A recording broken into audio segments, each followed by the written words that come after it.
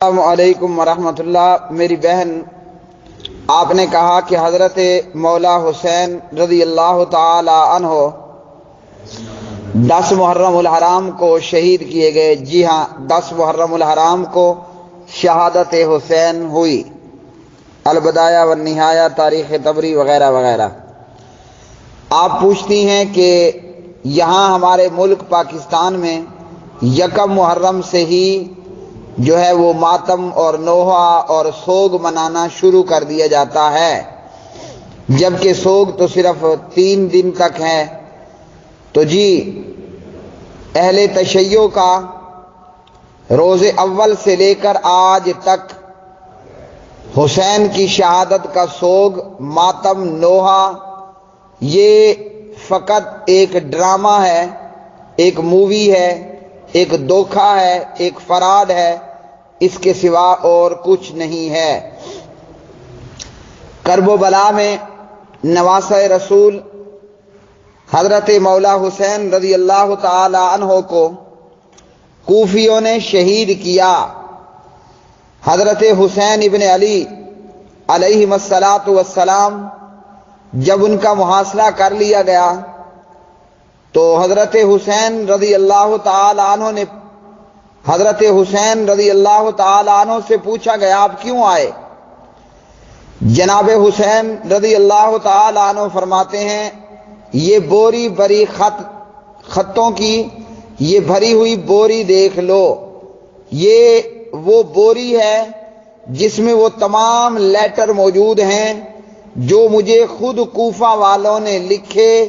میں آیا نہیں، میں بلایا گیا ہوں۔ اور حضرت حسین رضی اللہ تعالی عنہ کو شہید کرنے والوں میں تمام ایسے لوگ تھے جو سب کے سب کوفی تھے، ایک بھی اس میں شامی اور دمشقی موجود نہیں تھا۔ حضرت حسین کو بلانے والوں نے بلایا، اور ہمارے شیخ علامہ احسان علی ظہیر شہید رحمہ اللہ کے بقول 32,000 کے قریب لوگوں نے مسلم بن عقیل رضی اللہ تعالی عنہ کی بیعت کی۔ حضرت مسلم بن عقیل کی بیعت کرنے والے 32,000 لوگ، اور جب عبید اللہ ابن زیاد نے ان لوگوں کو ڈرایا اور دھمکایا تو حضرت مسلم بن عقیل پھر اکیلے رہ گئے۔ ایک بڑھیا کے گھر میں جا کر پناہ لی، اور بڑھیا کے بھی خبیث بیٹے نے جا کر عبید اللہ ابن زیاد کو اطلاع دی کہ میرے گھر میں مسلم بن عقیل موجود ہے، آؤ اسے پکڑو اور اس کے پکڑوانے کا جو انعام ہے وہ مجھے دے دو۔ تو مسلم بن عقیل کو شہید کیا گیا۔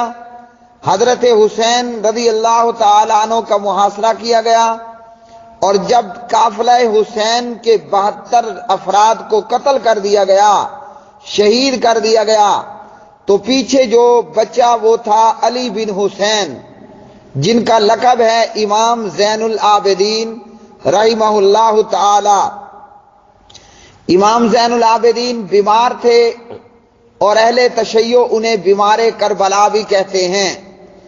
تو حضرت امام زین العابدین جب کرب و بلا سے بچے کچے قافلے کے ساتھ واپس نکلے تو جب کوفہ شہر سے گزرے تو کوفی رو پیٹ رہے ہیں۔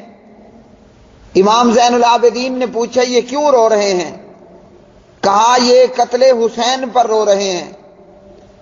تو حضرت امام زین العابدین پوچھتے ہیں، اگر یہ قتل حسین پر رو رہے ہیں تو حسین کو شہید کس نے کیا؟ یعنی مارنے والے بھی یہی، قتل کرنے والے بھی یہی، بلانے والے بھی یہی، شہید کرنے والے بھی یہی، اور اپنا منہ پیٹنے والے اور رونے والے اور ہائے حسین ہائے حسین کی صدائیں لگانے والے بھی یہی لوگ۔ تو میری بہن، روز اول سے ان لوگوں نے یہ ڈرامہ رچایا کہ چور مچائے شور۔ پہلے حضرت حسین کو بلایا، خط پہ خط لکھ کر، اتنا کہ حضرت حسین کے پاس کوفیوں کے خطوط کی بوری بھر گئی۔ پھر حضرت حسین جب آئے، عبید اللہ ابن زیاد نے جب لالچ دیا اور ڈرایا دھمکایا تو سب کے سب حسین کو چھوڑ گئے۔ حسین رضی اللہ تعالی عنہ کو شہید کیا، قافلہ حسین کا سارا مال و اسباب لوٹا، اور اس کے بعد جب دیکھا کہ معاملہ تو یہ ہو گیا، اب چلے ابو بکر عمر عثمان رضوان اللہ علیہ مجمعین کو گالیاں دینے، اور چلے یزید اور حضرت معاویہ رضی اللہ تعالی عنہ کو گالیاں دینے۔ تو اس لیے پہلے دن سے ہی لے کر آج اس صدی تک شیعہ لوگوں کا یہ ماتم کرنا، یہ واویلا کرنا، رونا پیٹنا، سوگ منانا، کالے کپڑے پہننا، منجھیوں کو الٹ کر دینا، چارپائیوں کو الٹ کر دینا۔ اہل تشیع سوگ کے اندر ان 10 دنوں میں اپنی چارپائیاں الٹ رکھتے ہیں۔ اسی طرح سوگ کرتے ہوئے اپنا منہ پیٹنا، زنجیر زنی کرنا اور اپنی جان پر خود تشدد کرنا، یہ سوائے ایک ڈرامے، مووی، فراڈ، دھوکے کے سوا کچھ نہیں ہے۔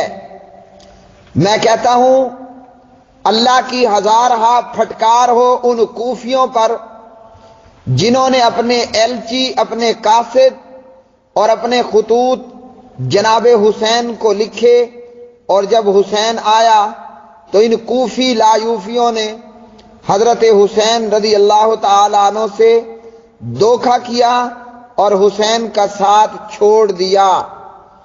تو اس لیے سامعین محترم، کرب و بلا کا 10 محرم کا دن یا پہلا دن جب سے حضرت حسین کو خط لکھے گئے اور آج تک ان اہل تشیع یا کوفیوں یا عراقیوں کا یہ رونا پیٹنا سوائے دھوکے اور فراڈ کے کچھ نہیں ہے۔